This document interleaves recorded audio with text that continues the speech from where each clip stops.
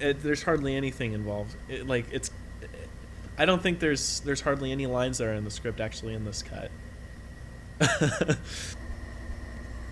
You see, in my college life, I've had a 4.0 until I took my acting for film class.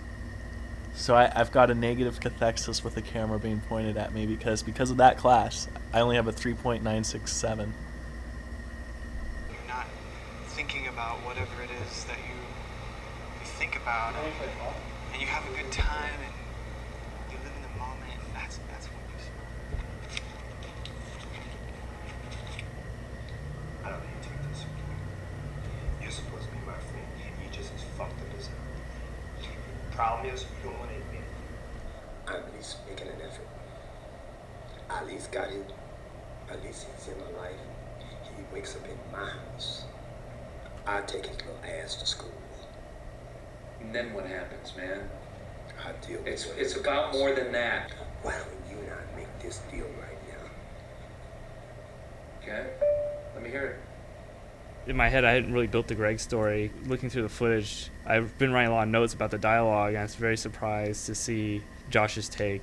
And I like it a lot. In fact, it's a very strong story, and I didn't see it quite like he saw it. I was very impressed. I'm still trying to go over it in my head, and it's almost like the previous parts that Josh edited with the Jamie Michael story. I almost feel like now it has some catching up to do. To be honest, Really? I was very, very impressed with the Greg story.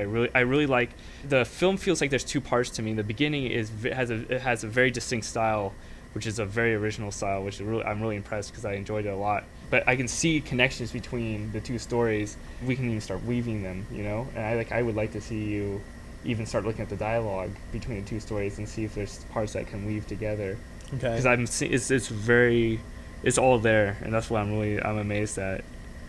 So now I can sleep at night.